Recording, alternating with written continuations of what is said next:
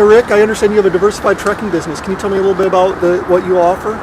Yes, sir. We diversified over the years. We started out as basically a dump truck operation about 45 years ago. And over the years, we've diversified into hauling scrap metal and trash with tractors and trailers, but we still do quite a bit of aggregate business for most of the local contractors here in Virginia. Over the last 15 or 20 years, the ratio has gone to about 70% tractors, 30% dump trucks. Main reason is you're able to use the tractors at just about every day. Rain and weather affects the dump truck business quite a bit. So with the tractors, it's more of a continuous business than the dump market. Now I understand you have to be pretty discriminating with a large truck fleet.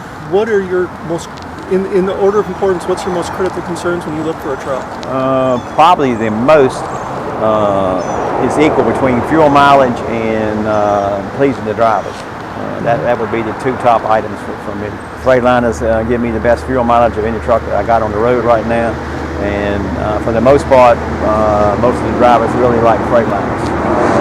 The trucks, they're more dependable as far as not breaking down with the electronics and that sort of stuff, and it's easier if they do have a problem to get them fixed. What's most important? Is it the brand? Is it the dealer? It's more important the dealer than the brand. You can buy the best brand in the world, but if you don't have the dealer support, it still doesn't do you any good. So Freightliner and Kermit Jones has always been a very integral part of our business, and has really over the years stepped up to the plate when we had issues and problems and helped us with those issues. We use the DD13s in the dumps and the DD15s in the tractors. Fairly high horsepower, and a lot of that's got to do with the drivers. If you don't keep the driver satisfied and don't have drivers put behind the wheels, it doesn't matter how good a truck you got or how much business you got. It's no good to you. Kermit is the guy. He's a spec guru, and I respect his thoughts on that for the majority of the time. Okay, when you look to spec a new truck, you usually turn to the dealer to try to find out what's available. Yes, I do, because technology is changing every day. And there's no way in the world, with me trying to run a business, I can keep up with today's technology. I've known Rick for close to 30 years now. I've kind of grown with Rick's company through the years. Rick and I have a good relationship, and I try to do everything that Rick asks me to do. So for that reason, he trusts me to provide him with what he needs. The biggest challenge is through the years is building the trucks that work best for him. Because as business has changed, we've had to adapt to it also. So one truck doesn't fit all here. It's not like going into a fleet that they're running over the road, hauling, pulling a van, for instance. You can put one truck in there and it might fit to do the whole job.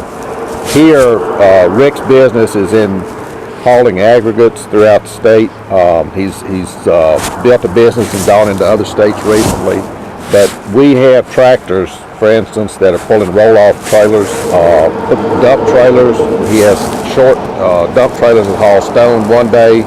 They might be hooked to a 44-foot scrap steel trailer the next day hauling scrap steel.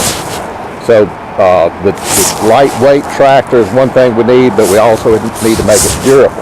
It's got to be something that's going to last. So you can't go in one direction without sacrificing something. So we've tried to get in the middle of the road there and build something that's going to last for it.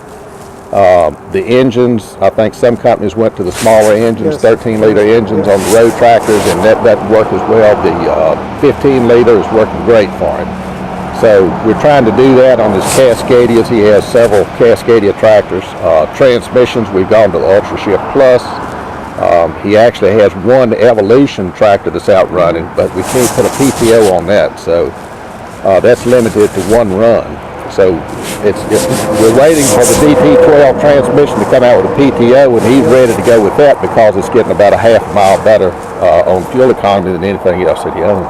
We try to build a good quality product for him, and the cost factor always comes into play. I don't care what you do, you try to build the best thing that you can, but eventually it's going to get down to that cost. So you have to show him that, sometimes he's going to spend a little bit more money here, but it's going to pay off in the long run with the durability of the truck.